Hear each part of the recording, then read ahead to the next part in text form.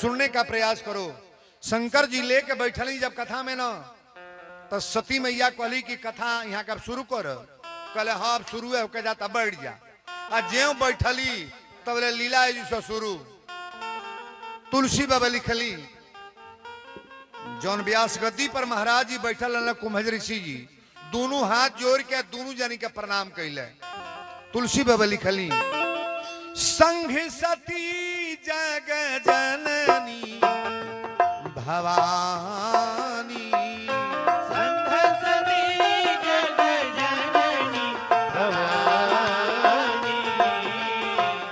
संघ सती जग जननी भवानी, पूजहि ऋषि अखिलेश्वर जानी।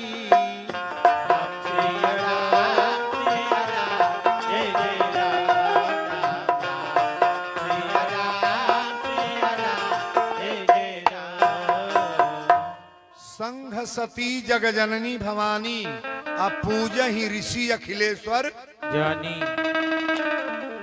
कथवा जे बाँचे बैठल है हाथ जोड़ के प्रणाम के के शंकर भगवान के या माता सती के। आ ज्यों प्रणाम कैले सती कथा सुनल बन। हई पार्टी बड़ा बहुरंगी है, भगवान के समझावल जा तो समझ जाई है, लेकिन हे पार्टी के समझावल बड़ा मुश्किल है बाबू, बहुत मुश्किल, बड़ी मुश्किल है। समझले के प्रयास कर। दोनों जने गए बालो, शंकर जी या माता सती भी जब हाथ जोड़ के जब प्रणाम कैले, संघ सती जग जननी भवानी, संसार की माता है के। शंकर जी की औरत का नाम सती, शंकर की औरत का नाम पार्वती, शंकर की औरत का नाम गौरी, शंकर की औरत का नाम गिरिजा, शंकर की औरत का नाम अंबिका, शंकर की औरत का नाम दुर्गा। और जो दुर्गा जी रखल जाता के कर में हरारू आई ना बोलो, हमारे भोलेनाथ की अर्धांगिनी है।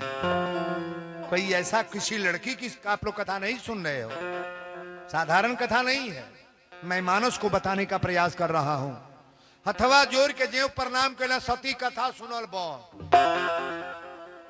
शंकर जी बैठल बड़ा सोच, आऊ बैठल बड़ी अब हे तारे। कहली दादा ई कौन कथा कही है, जब हमरी मर्दे के ये गोड़ लागत है, हमरा पति के ये गोड़ लागत है, तो कौन कथा कही है। शंकर जी कहले आयल तो बाड़ू हमनी के दोनों जानी साथ में, लेकिन आज तोहरा बिगड़े के बा हमरा बने के बा। यही कथा का प्रभाव है कि राम कथा मुनि बरज बखानी,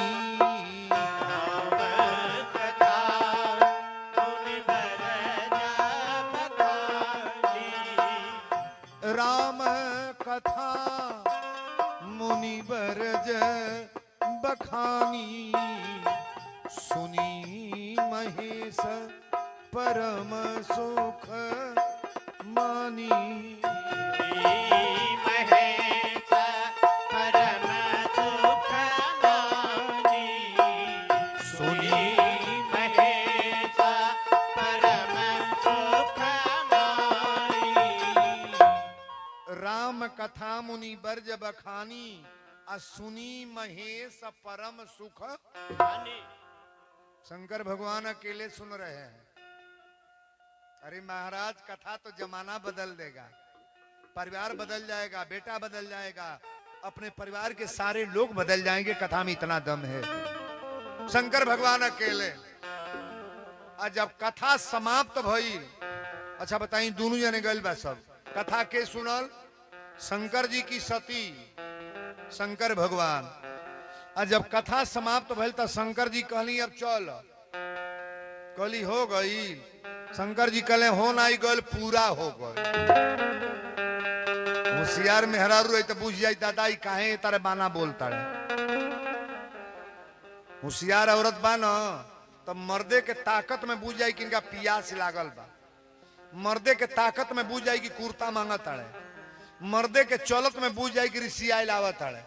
एक समझदार कहल जाला, मौके लोग के कथा ना बा।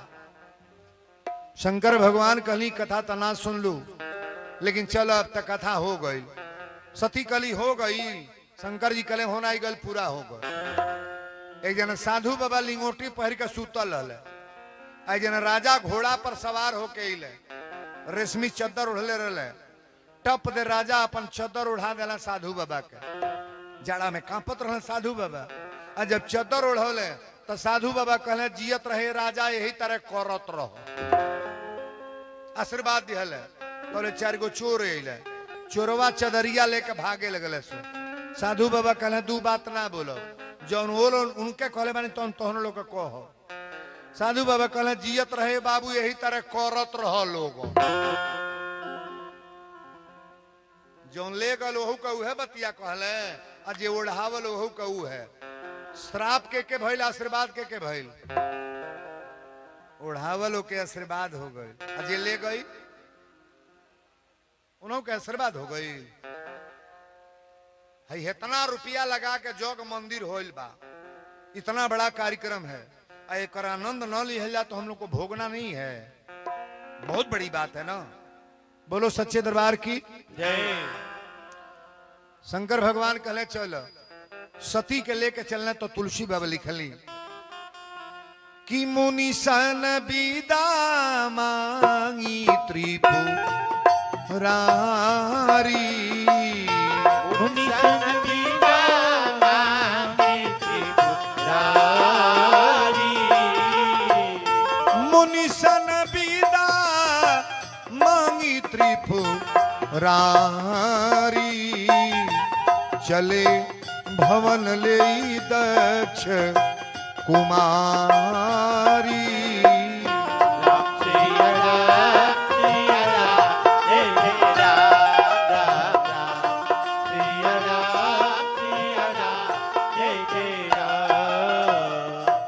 मुनि सन विदा मांगी त्रिपुरारी, चले भवन ले दक्ष कुमारी। शंकर जी कहले चलो। एक बात और सुन ली, यहाँ जितने मर्द हैं बताइएगा, पद आप लोग का ऊंचा है कि ये सीट का? महिलाओं का पद ऊंचा है कि पुरुषों का? आप किसी रामायण गीता ग्रंथ को पढ़ना, पद इन लोग का ऊंचा है। इनमें जितना लोग बैठल बा ना, कहीं नहीं लिखल बा कि वीरेंद्र देवता, चाहे शत्रुघ्न देवता, चाहे पंकज देव, चाहे राम पीड़ित देवता, कहीं लिखल बा? अहे लोग गुड्डी देवी, गुड़िया देवी, मंजू देवी, कुसुम देवी, अनारी देवी, जिलेबा देवी, रुमाली देवी, खदेरी देवी, घुरिया देवी, सजी देवी है देवी हलो। गलती नहीं होता हो, आप लोगों को देवी कहा गया है ना, आप लोगों का पद ऊंचा है। मर्द कितनो चाहे तो कबो घर बर्बाद हो ही, औरत अगर 1 महीना चाह दे तो यही ले आओ, लिख दे रहा हूं, वो घर बर्बाद हो जाएगा। पत्नी जाने लो लोग के कह जाला, पत्नी अपने पति के पतन से बचाओ।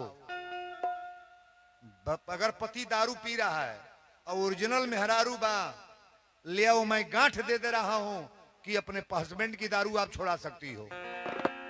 अपने विकराल रूप में 2 दिन यान जो ना छोड़ दी है, ना छोड़ी है ना।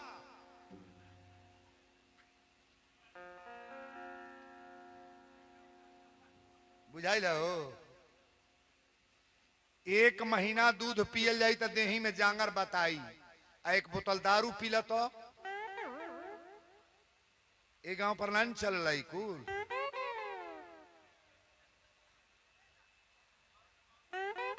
कौन लड़का के डॉक्टर मास्टर बनाओगे बना इंजीनियर, तो बड़ा पापड़ बेलेंगे तो इंगेज होगा, और चोर बदमाश बनाना है तो शिक्षर थमा दे, कोई दे भलू नहीं चौरा आप जो ने ठोक दे, बिहने बमचे मजाई फलाना लड़का बनमास होगा।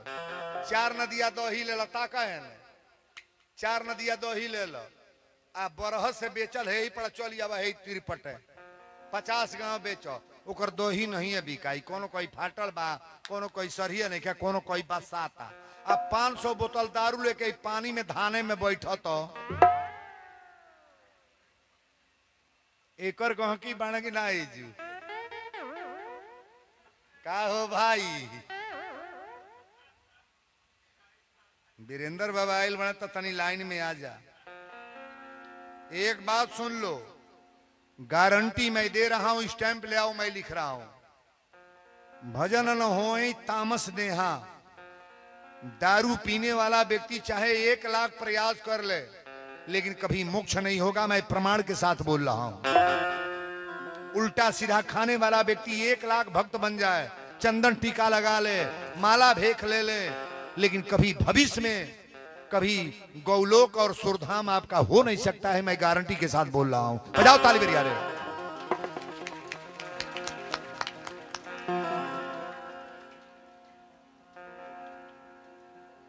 वीरेंद्र बाबा तो कहेले कि जौन मजा राम के भजनिया,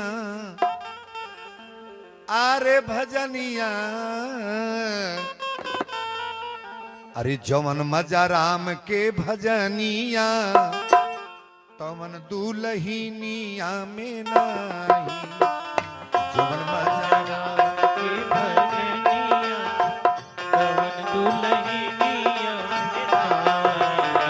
जवन राम के भजनिया तवन दुलहिनिया में नाई।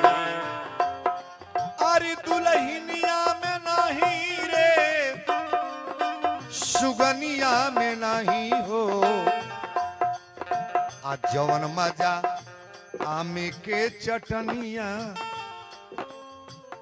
जवन मजा आमे के चटनिया, तवन सोवा धनिया में नहीं। जवन के चटनिया तवन सोधनिया में नाई। जवन जयाम के चटनिया तवन धनिया में नाई। परमात्मा का भक्त अगर बन गए तो घर परिवार सुधर गया, लोग सुधर गए, समाज सुधर गया, यहाँ भी बन गया, और परमात्मा के दरबार में तुम्हारा जगह मिलेगा। ताली बजाओ बरिया रे। और परिवार के बिगाड़ने के चक्कर में पड़े हो तो मनुष्य बनना बड़ा अच्छा। बताई कहीं रामायण में ऐसा लिखल बा कि बड़े भाग गदहा तन पावा, चाहे बड़े भाग सुअर तन पावा, चाहे बड़े भाग हाथी तन पावा। का लिखल बा? बड़े भाग्य मानुष तन पावा। बड़ी बढ़िया कर्म कैले बन जाता। नाक मिलल बा, आंख मिलल बा, का हो मुंह मिलल बा, दोनों हाथ मिलल बा, गोड़ मिलल बा। अरे कर्म तो ओकर बाउरल जौन माइये के पेटे में आन्हर बा। पैदा होता तो कहता भगवान हम आंख दे लड़ता तो तन वीरेंद्र बाबा के देखती। कर्म ओकर फूटल बा जौन माइये के पेटे में विकलांग बा। हे तरह कह चलता कहो कर्म ओकर फूटल बा जौन माइये के पेटे में गूंगा बन के आयल बा। न माई के बोल पावता न बापे के आऊं आऊं आऊं आऊं करता। हम लोग तकदीर वाले हैं कि नहीं है?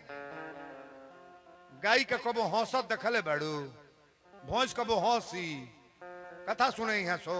आई कुकुर पिला यहाँ सो कथा सुने, भेड़ बकरी आई कथा सुने। कथा तो सुनने का हम लोग का अवसर है। मनुष्य का जीवन पाने के बाद यहाँ सुधार लो, वहां भी सुधार लो। ये जीवन पाने का यही मतलब है। वीरेंद्र बाबा दूसरा कुछ नहीं बताएंगे। समझने का प्रयास करो कि क्या बोल गए। शंकर जी कली चलो, सती कली कथा हो गई, कल हाँ हो गए। और जब लेके चलने लगनी भोलेनाथ तो चिंतन करत न शंकर जी के हमारे इष्ट देव का अवतार अयोध्या में हो गया है। शंकर जी के इष्ट देव कौन है? राम जी। माता जी के नवरातन चलता और नवरातन की कथा, देवी की कथा मैं प्रारंभ किया हूं। सीरियल कथा को सुनो आप। शंकर जी लेके जब चलनी तो सोचा तनी भगवान का अवतार हो गया है, कहीं मिल जाते तो प्रणाम पाती हो जाती। और वही टाइम में सीता के रावण चुरा के लेके गए है। राम जी पेड़ पौधा से पूछा तने, जन जन की लोग से पूछा तने कि हमारी सीता के देखला हलोगे, सीता के ले गई। और जब शंकर जी वो सामने अली तो दोनों हाथ जोड़ के है ही तरह प्रणाम करता है। के राम जी के। शंकर जी के इष्ट देव राम जी हैं और राम जी के इष्ट देव शंकर भगवान आ जे प्रणाम कैले सती कहली अब के गोड़ लगली हाँ हेजू कौन देवता ऊपर आ गई। शंकर जी कहले आज निराले वही पर लाग गल बड़ू का बिगड़े के होई ना मंगर भूख लो सोमार भूख लो जुतिया भूख लो अतवार भूख लो लेकिन डुप्लीकेट भूखले से कुछ होई ना। अब तो वो मेहरारे जौन मेहरारू अपनी मर्दे के कबो गोड़ नाई लागत इज्जत से बोलत नाई बा वो भादो का महीना में करवा चौथ जरूर भूखती है। चलनी में झांके लिसो एजू के बागना सिंहपुर में है तर बना बना झांके लिसो गलती नहीं बोल देनी हो। साल भर बीत गए बा गोड़ नहीं लगल बा अब 20 को झुमका टीका सजा के मार रंग टीक के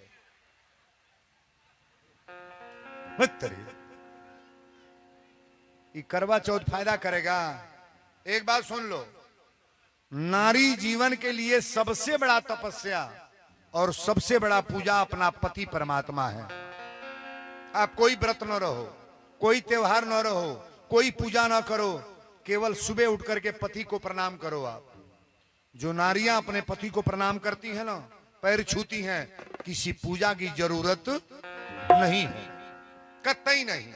मैं व्यास गद्दी से बोल रहा हूं शास्त्रों को पढ़ना जो पति को परमेश्वर मान लिया दुनिया के परमेश्वर से कोई मतलब नहीं है। इन्हें तो बाबा कही ले कि कबो राम जपेलू कबो श्याम जपेलू अपना बलमा के कबो ना तू नाम जपेलू।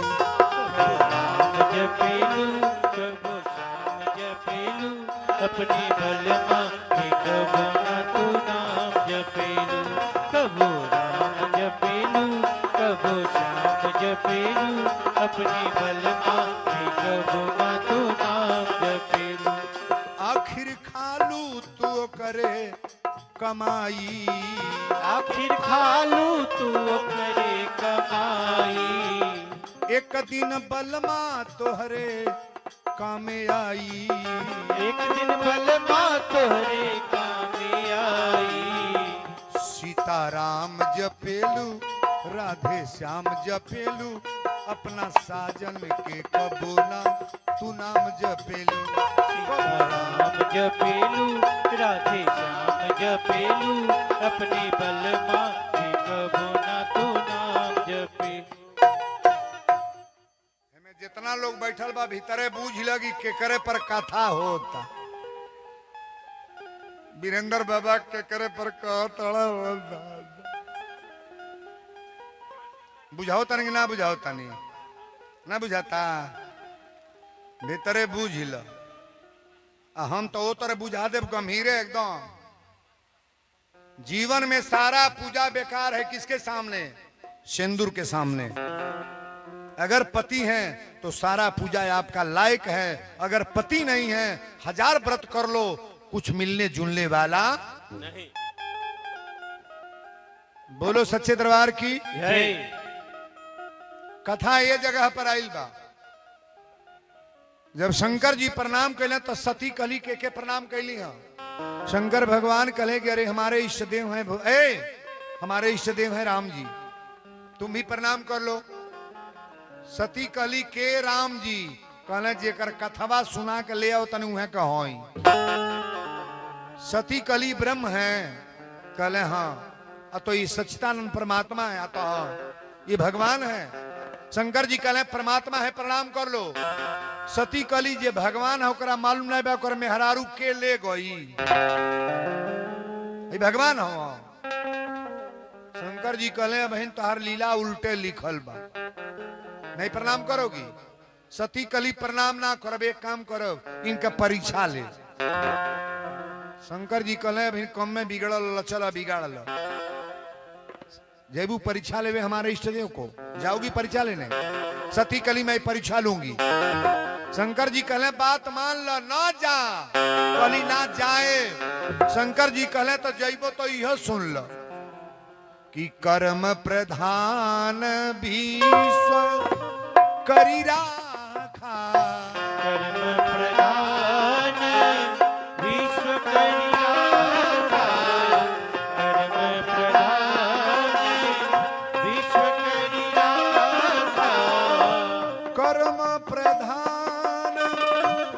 विश्व करी राखा कर्म प्रधान विश्व करी राखा जो सस करही सो तस फल चाखा जो जस करही सो तस फल चाखा जो जस करही सो तस फल चाखा जो जस करही। ई चौपाई वही का है मैं जहां प्रवचन कर रहा हूं। ये बात के कहले बा भोलेनाथ अपने मुंह से कह रहे हैं कि कर्म प्रधान विश्व करी राखा। अच्छा एक बात बताई, खेते में जे सरजू बावन धान बोले बा में से संभा कटाई कहो, आमे के पेड़ रोपाइल बा में से कटहर लटकी, गन्ना जे बोले बा में मकई के बाल तुराई, आलू जे रोपले में से बंडा कोड़ाई मोटका मोटका। सिंहपुर के लोग जौन खेती करता तोहरे सामने बा।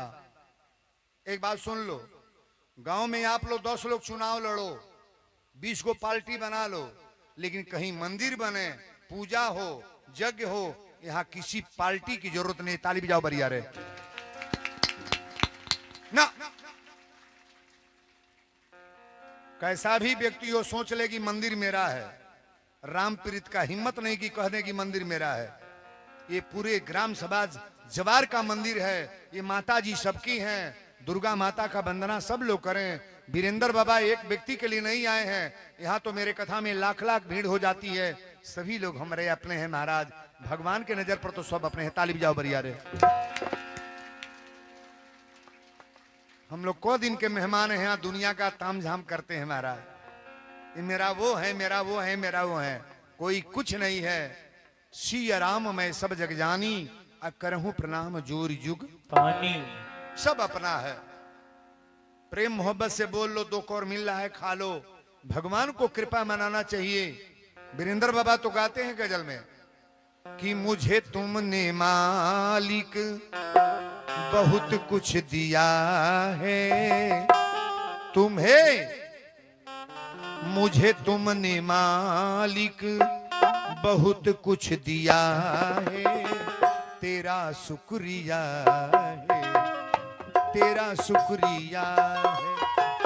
मुझे तुमने मालिक बहुत कुछ दिया है, मुझे तुमने मालिक बहुत कुछ दिया है, तेरा शुक्रिया है, तेरा शुक्रिया है, तेरा शुक्रिया है, तेरा शुक्रिया है।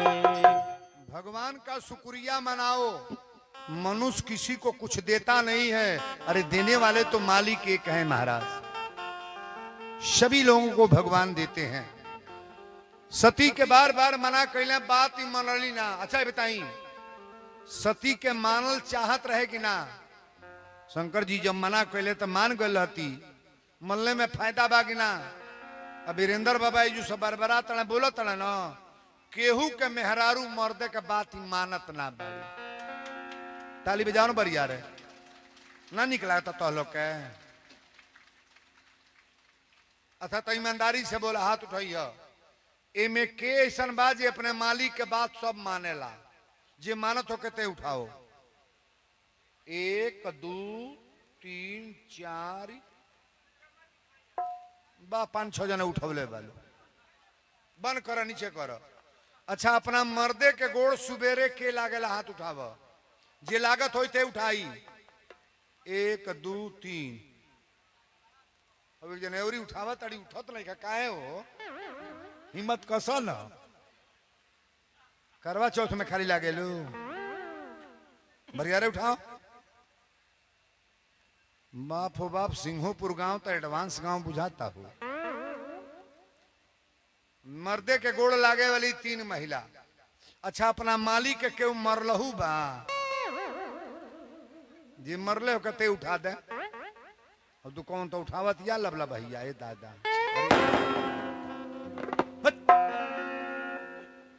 दारू रूपी के आयल भैया खाण देले होई का करी। हिसाब में काम करो भाई। वीरेंद्र बाबा कथा में तो आपको बोर देंगे, एकदम समझ रहा हो कि मैंने जो कथा आप लोग नहीं सुने वही मैं बोल रहा हूं।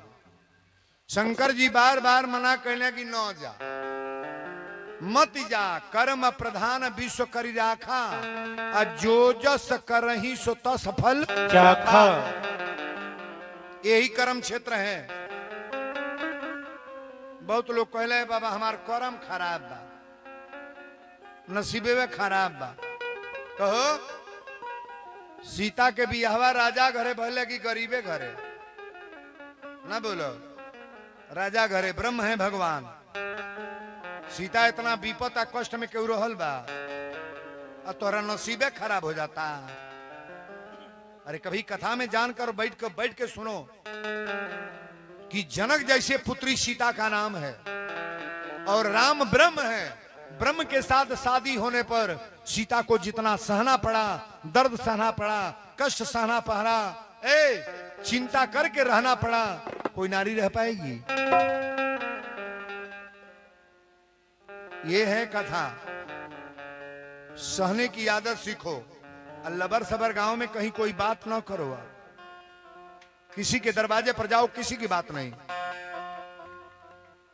अपने काम भर का बात करो। अम्मा जी बानी या तो हाँ का हाल चाल बा, बस अभी न शुरू करो। हमार तो पतोहिया निक नहीं खेता, हमार तो बेटा हुआ निक ना बा, हमार तो है केकर नीमन बा।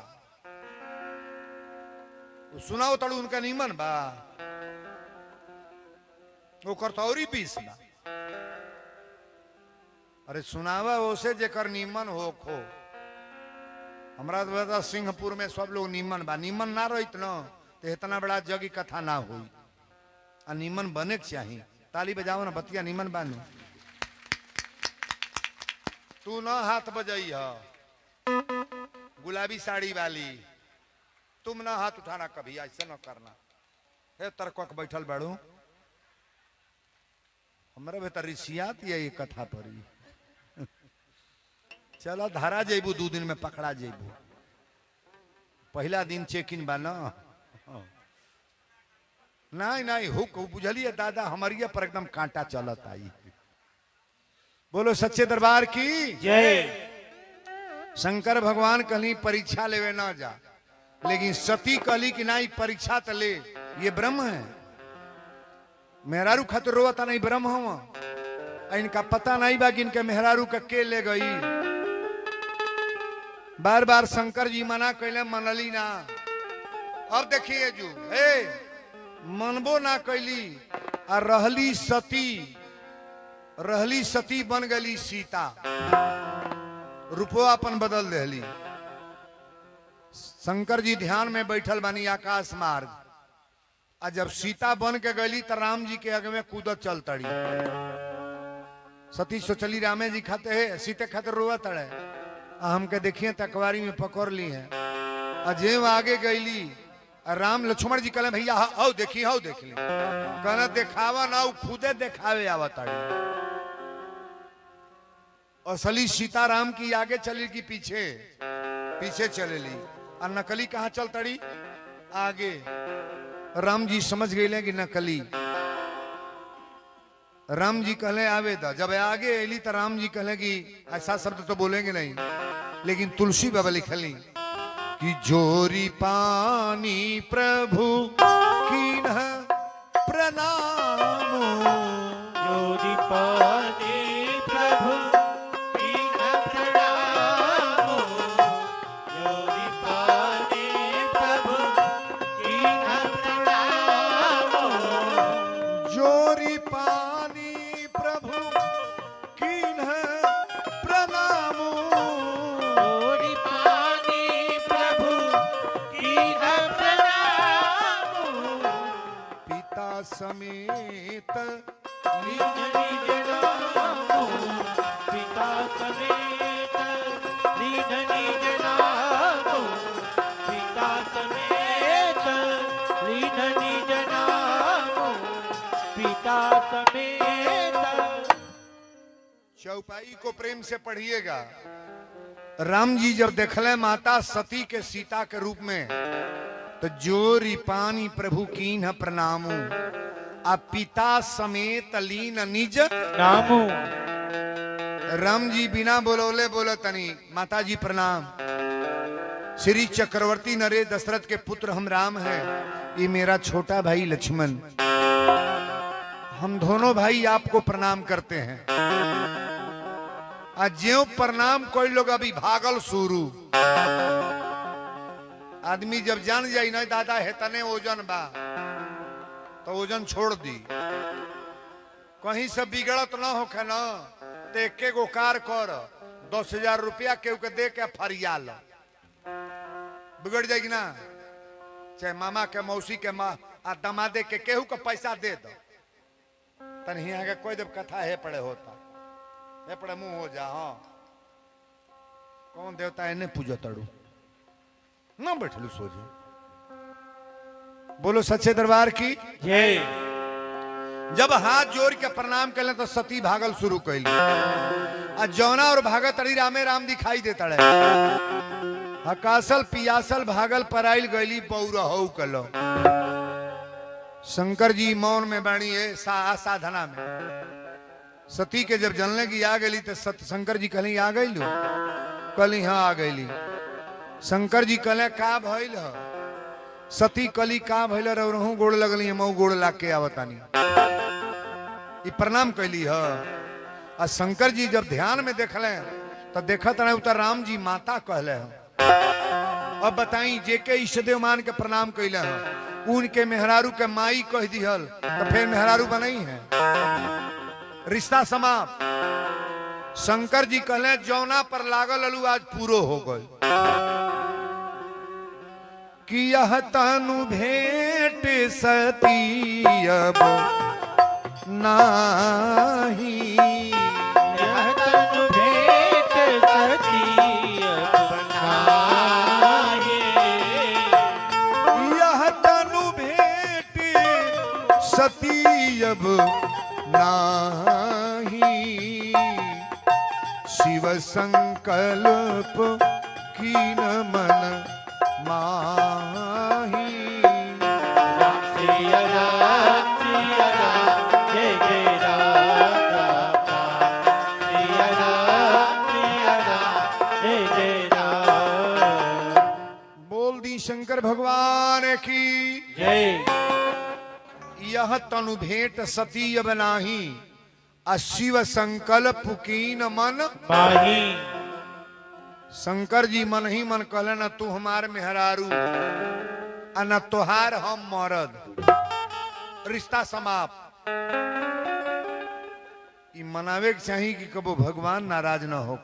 अच्छा इतर सुन ली, देवर ऋषियाई हो जात कुछ बिगड़ी, सास ऋषिया जात कुछ बिगड़ी, ससुर खिलाफ हो जात बिगड़ी, माइयो बाप नाराज हो जात कुछ बिगड़ी, आ मर्द साफे बोलल बन कर दे तो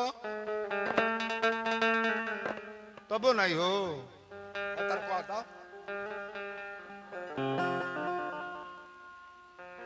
ध्यान में रखना, ये मनावे के चाहिए कि हे दुर्गा माई संसार के लोग हमारा पर फिरंट हो जा, लेकिन हमार मर्द कबो है पर उठौले रहो। ताली भी जाओ ना बरिया रे। मर्यादा इसको कहते हैं महाराज। सती बुझियो ना पहली या शंकर जी त्याग कर दिले। चौपाई पढ़िएगा, यह तनु भेंट सती बनाही, आ शिव संकल्प कीन मन, मन ही मन संकल्प कैले।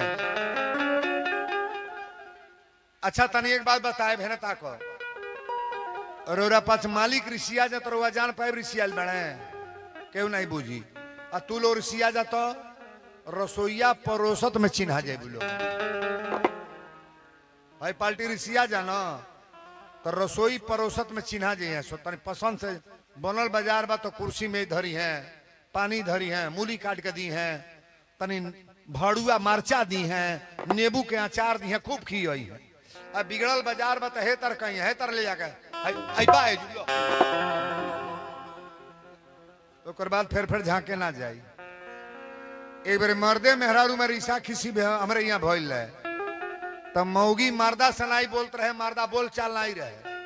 आ जाड़ा के महीना तक हमरे हो इतना चैली बार के मौगी तापती रहे आगी जड़वा मगिया न तापल जाला पहले मर्दो खा के नहीं करल लेकिन 2 महीना से बोल चाल ना रहे तो मौगी बैठल बा हे तर तापत या ऊ बैठल था हे तर तापत और जब बोले चाल नहीं के तो का ओकरा और ताक मौगी हे तर बैठल बा या मालिक हे तर तो एगो चुनी छटक के इनका धोती सुन गए लागो मर्दा के धोती सुन गए लागो अब बोल चाल रहबे ना कोई है बड़ा चालू जाती हो हे ही तर तकलस तो धोती सुनगल जब देखल तो कॉलेज बोल चाल है नहीं कि कैसे मलछवा से बोली अब वो जू से खड़ा होकर हो जू गई अब वो जू से कहत या केहू का धोती जरे हमरा का लेवे देवे के बा केहू का धोती जरे हमरा का लेवे देवे के बा केहू का धोती जरे मर्दा बुझी गल धोतिया हम ही पहिर ले बैठी टप दरगर के बुतौलस आ कच रे मेहरारू के गोड़े पर गिर गई कलस ले कान पकड़त नहीं आज से कबो रुसी आए बिना कौन पार्टी बोलल हई पार्टी की हमार पार्टी बड़ी थेथर पार्टी है गलती बोलता नहीं हाँ मेहरारू रुसिया ते बोलत या कबो शंकर जी की कथा में बड़ा दम बा शंकर जी कहली कि यह तनु भेंट सतीय बनाही अशिव संकल्प कीन मन शंकर जी गईली कैलाश पर्वत पर समाधि लग गई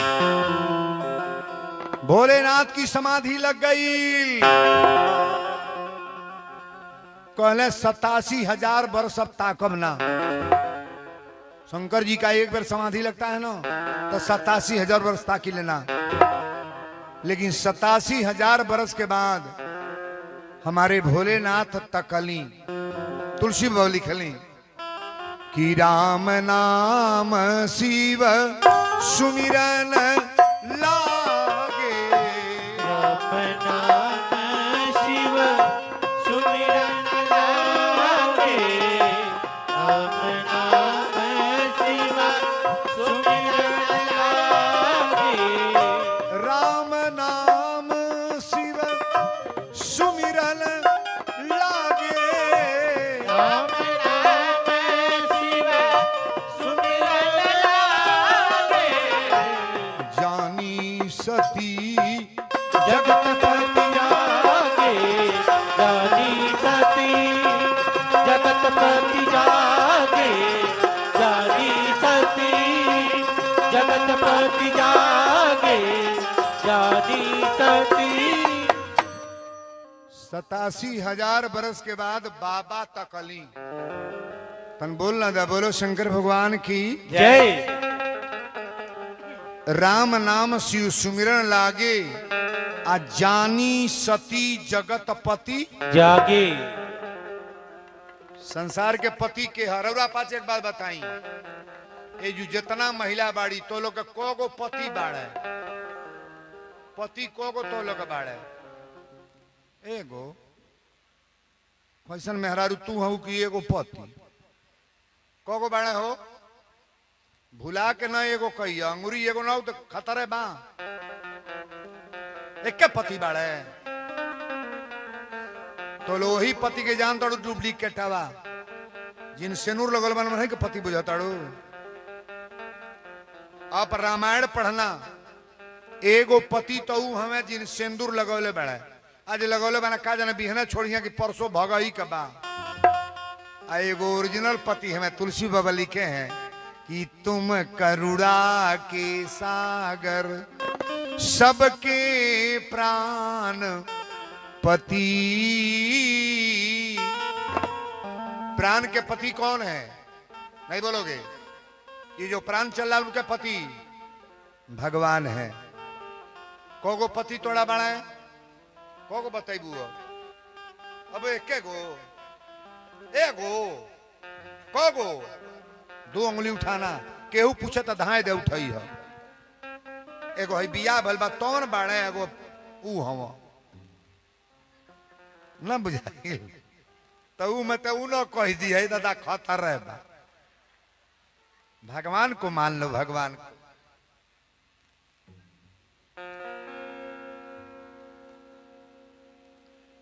कथा को बड़ा विधिवत हम समझा दें आपको। शंकर जी जब 87,000 बरस के बाद तकल है, माता सती गैली कहली नाथ आप हमरा पर नाराज बानी। शंकर जी कहली नाराज ना बानी, तारा पर नाराज ना बानी, आओ हमारा बगल में बैठे। और है रामे जी के कथा, राम जी के प्रवचन सुनावे लगले। वही टाइम में आकाश मार्ग से सती के सजी बहन बहन वही पड़े जाता है। सती कली हमारी नैहर में लोग कहाँ जाता है सब है ना, कहाँ जाता सब।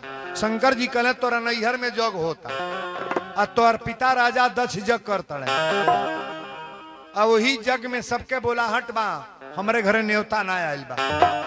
सती कली हमारी घरे न्योता काहे नहीं आयल बा।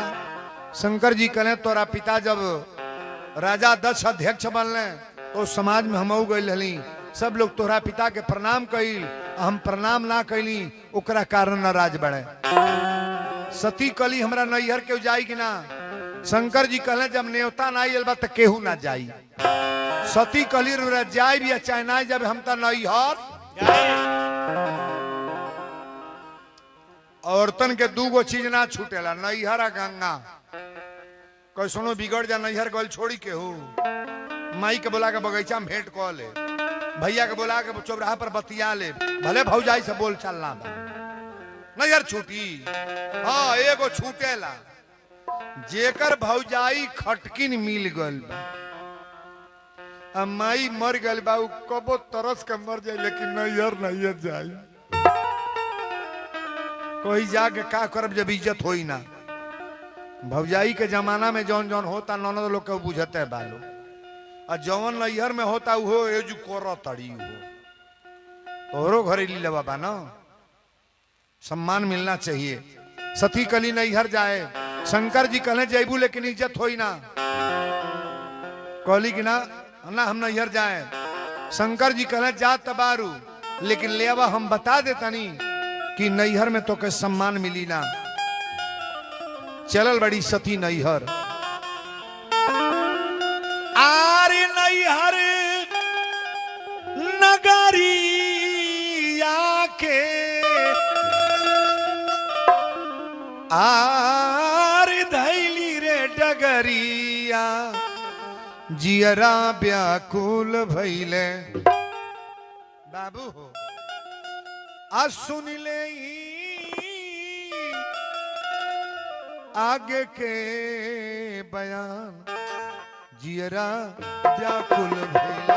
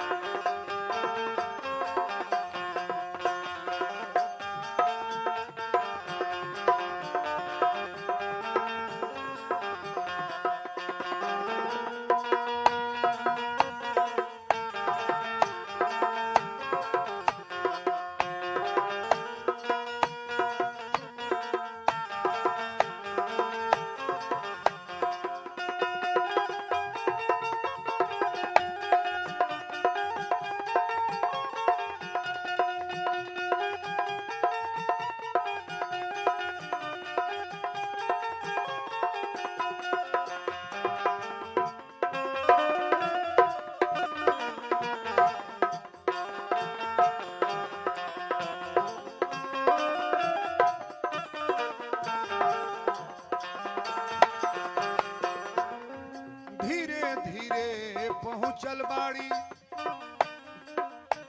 नैहर नगरिया। धीरे धीरे पहुंचल, धीरे धीरे पहुंचल, धीरे धीरे पहुंचल बाड़ी नैहर नगरिया। केहू नाही रहल बाबू हो, सती के रखवरिया करके, सती के रखवरिया। कहले वीरेंद्र ए व्यासी व्यासी व्यासी हो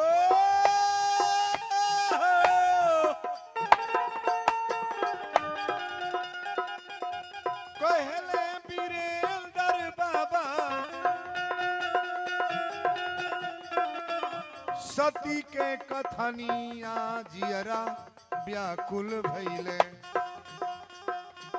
सुनिले आगे के बयान जियरा व्याकुल भइले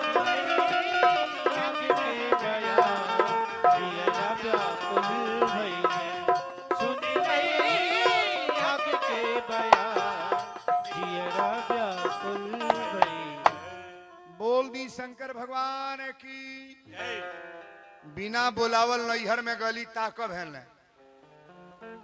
प्रजापति राजा दक्ष के कई गो बेटी बारी सजी लड़किया सजी बहनिया दौड़ल बाड़ी पहली बहन कहली सती से पूछा ताड़ी ये दीदी तोरे घर न्योता गोल कहली हमारे घर तो न्योता ना गोल तो दूसरी कहतिया बिना बोलौले का लब्ध चली अलू क्यों पानी पिए के नहीं पूछता इतना बुराई दूसरी बहन कहली आगल बड़ू बढ़िया बा घरवा बनल की एबो मड़ैये में रहेलू सती कहली हमरा भाग में मड़ैये बा तीसरा जने कहली कपड़ा लता पहरले कि उघारे रहले अब शंकर जी उघारे रहिले ना सती कहली हमरा बहु निक बाड़े ए चौथा जने कहली घर दुआर बनल की एबो मड़ैये में रहेलू कहली हमरा झोपड़िए निक बा पांचवा जने कहली भात रोटी बने लगी वो भंगिए पीसे लो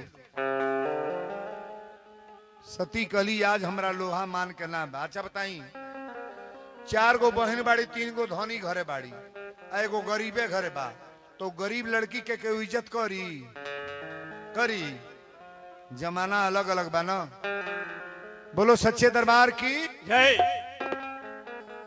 ताकब हमरा और छोड़ दे बाबू का करेगा डिस्टर्ब तू मतलब का काम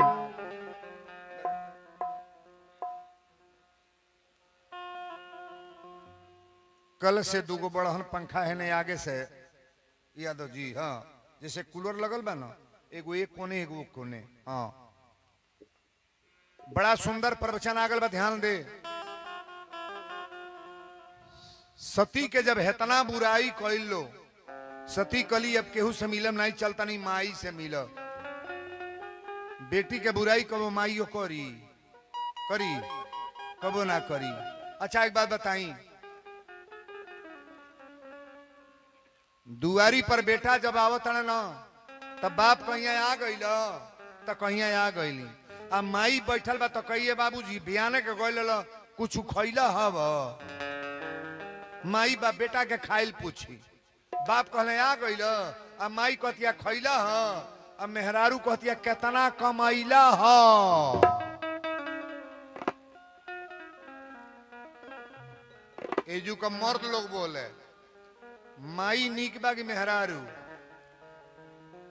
माई के दाह कबो मेहरारू पूरा दी पुराई इतना सामान माई चोरा के अचरा में धरे ले कि हमार बाबू मझिलू नहीं पौले बाना बड़कू नहीं के पौले छोटकू के धैले बानी तनी तनी 3 के बटले बानी 3 गो बाणा हमरा अब मेहरारू इतना सामान पाई तो चोरा के धरी हमार मर दे तक खाई धरी कबो खा पहले खा ओकर बाद आई तो जौन होई तो होई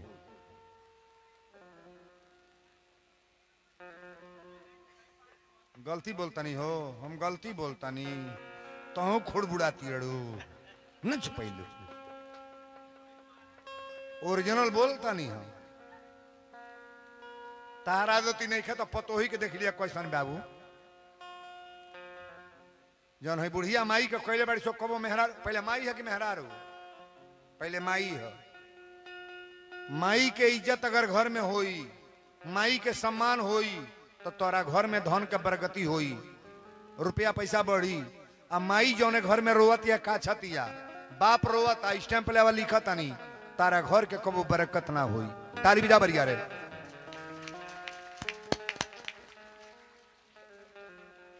माई के सेवा कर बाप के सेवा महतारी से पूछली कि पिताजी कहाँ बड़े पार्वती के माई कहली कि बेटी जगशाला में बैठल बड़े हवन होता एक बेर जाके सती कहली पिताजी प्रणाम राजा दक्ष कहले खबरदार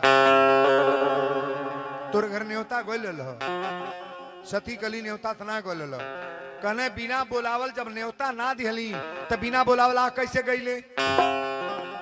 सती कली पिताजी कान खोल के सुन लो, 3 जगह बिना बोलावल जाइल जाला। बेटी के घरे, बेटी के घरे, अब माता पिता की यहाँ और गुरु के दरबार में कभी बुलाना नहीं सोचना चाहिए कि कोई बुलाएगा तो जाएगा, बुलाने पर जाएंगे कोई। जौन जग होता है मैं बुलावल सोचल जाएगी, रामप्रीत बोले चलो, कहो यादव कहीं तो चलो। आपका घर का कथा है, घर का मंदिर है, सभी लोगों को जोड़ मारना चाहिए कि हमारे पर्सनली काम मेरा है, ये किसी का पर्सनली कोई काम नहीं है। ताली बजा बढ़िया रे। हाँ, रामपीर घर के नाती के तिलक होखता गोरी हो, अज्ञा नहीं अलबत्ता का खाए चली हेमे अगोरे के नहीं बा, आके 5 बेर जो भोजन उठावा के हिम्मत नहीं क्या बोल दी। सार्वजनिक जगह है ना, हम सभी लोगों का जगह है, सबके माता जी आ रही हैं, ये मंदिर सबका है, एक व्यक्ति का पर्सनली कार्य नहीं है। ये सब लोग जोड़ मारो इसमें कि बढ़िया से बढ़िया कार्यक्रम हो। ये बोलो सच्चे दरबार की जय। सती कली जब पिताजी के अपना कि अच्छा तो बिना बोलावे लागल बैंक तो का होई, राजा दक्ष कहले पैर उठावा अपनी घरे चल जा। सती कली राजा दक्ष कान खोल के सुन लो,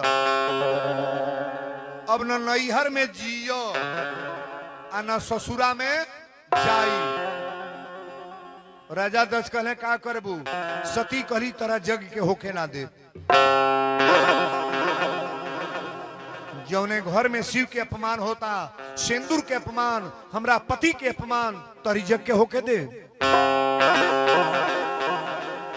सती है ही तरह हथवा बढ़ोली। अब विष्णु भगवान से कली भगवान अब तक मरे जाता नहीं, लेकिन मर गईला के बाद फिर जन्म पाई तो शंकर भगवान के शरण में भक्ति प्रदान हो।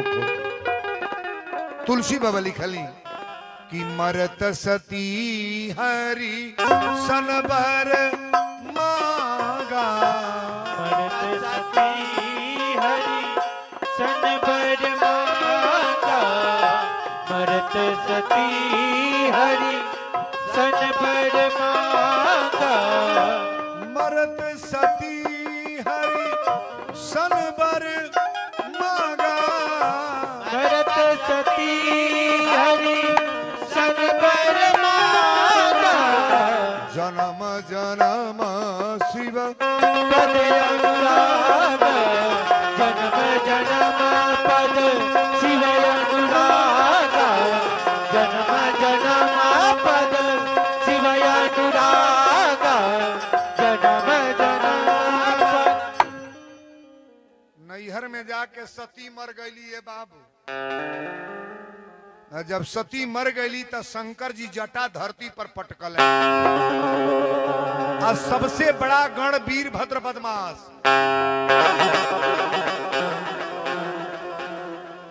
घमासान लड़ाई भइल, वीरभद्र सबके मार के गिरा दिया। शंकर जी त्रिशूल छोड़ने, प्रजापति राजा दक्ष के गर्दन कट गई। आ गर्दन कट गई तो बाबू शंकर भगवान गईले आ सती के मरल लाश अपना गटई में बांध के लेके चलले। विष्णु भगवान सुदर्शन चक्र उठौले, गौर से सुनिएगा।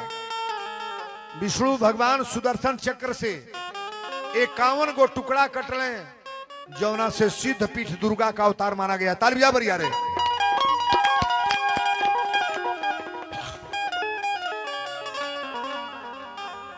ये दुर्गा का अवतार ही दिखाया गया है। दुर्गा सप्तशती और देवी भागवत पढ़ के देखिएगा क्या लिखा गया है। और जब सती मर गई तब बहुरहू आंख बंद, फिर समाधि में आ गई। मैं जब से सती जाई तनु त्यागा, तब से शिव मन भयऊ विरागा। भगवान शंकर जी बैराग ले ले। लेकिन यही जो अब पार्वती मैया के जन्म हो गए कि ते ही कारण ही मैं गृह गृह जाई, तेहि कारण ही मगिरी गृह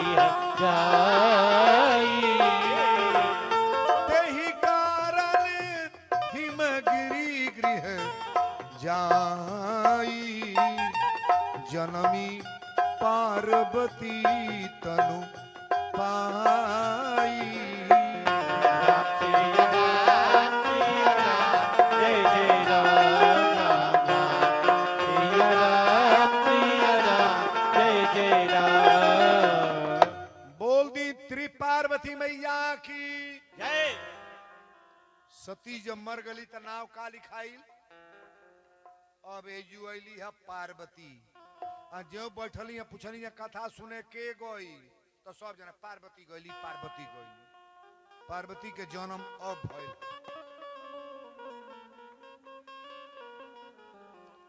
पार्वती मैया के जन्म देखी नवरातन चलता ना तनी 2 लाइन सोहर दोहरा लोग 2 लाइन सोहर। अरे गैया के गोबरा मंगौले बानी आंगना लिपौले बानी हो ए मैया गज मोती चौका पुरौले बानी तोहके बोलौले बानी हो। मैया गजमती चौका पुरौले बानी तोहके बोलौले बानी हो। स्टाफ नहीं गाई तनी हई पार्टी गाओ दोहराओ। हे मैया गजमोती चौका पुरौले बानी रउआ के बोलौले बानी हे।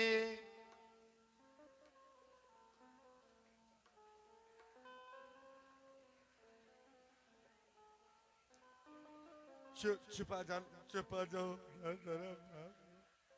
तरी गा वाला बजाओ। बुझाता अस्पताल में से मरीज निकलत था। अब हेतने पर गावा आता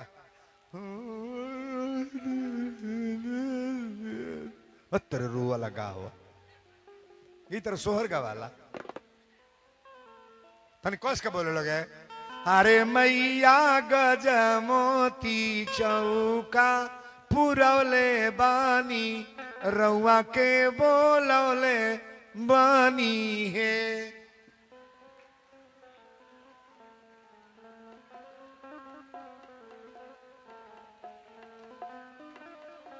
ए बाबू तोहने लोग गाव।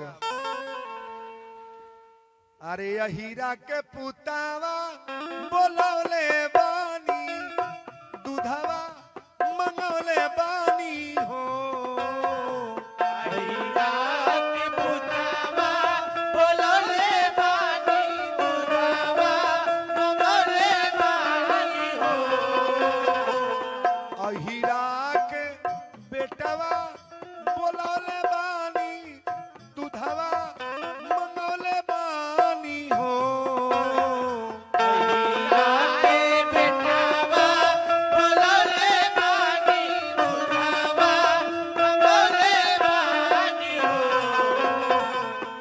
अरे मैया दूधवा के ऐपन धरौले बानी तुहके बोलौले बानी।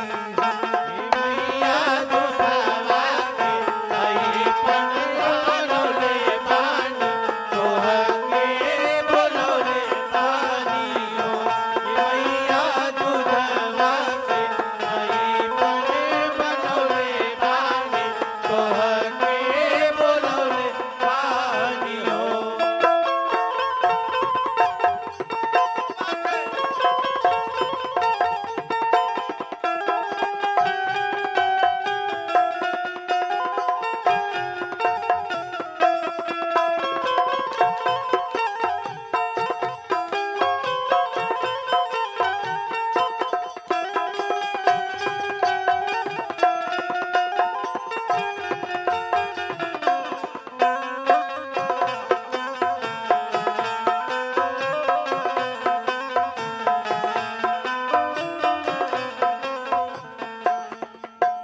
अरे कोहरा के पुतवा बोलौले बानी कलसा मनौले बानी हो।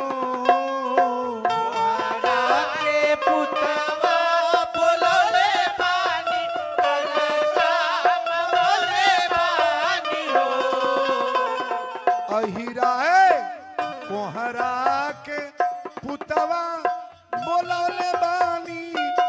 कलसा मंगौले बानी हो कोहरा के पुतवा बोलले पानी कलसा मंगले पानी हो अरे मैया कलसा पर दिया ना जरौले बानी तुहके बोलौले बानी हे मैया कलसा पर दिया ना जरौले पानी तोहके बोलौले पानी हो हे मैया कलसा पर दिया ना जरौले पानी तोहके बोलौले पानी हो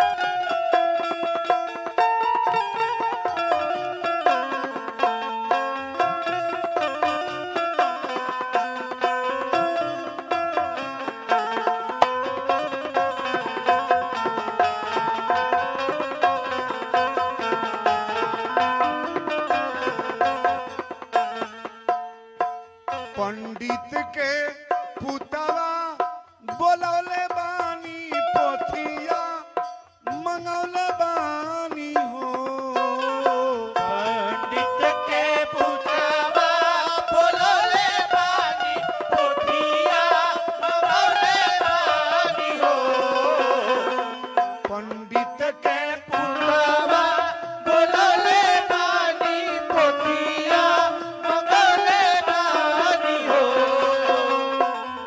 अरे मैया पोती बाची सबके सुनौले बानी तोहरा के बोलौले बानी हो मैया पोती बानी सबके सुनौले बानी तोहरा के बोलौले बानी हो हे मैया पोती बानी सबके सुनौले बानी तोहके बोलौले बानी हो बोल दी दुर्गा महारानी की जय पार्वती मैया की जय माता पार्वती के जन्म हो गए बीचवा में तनी 1 मिनट ब्रेक ले जौन ब्रेक ले तनी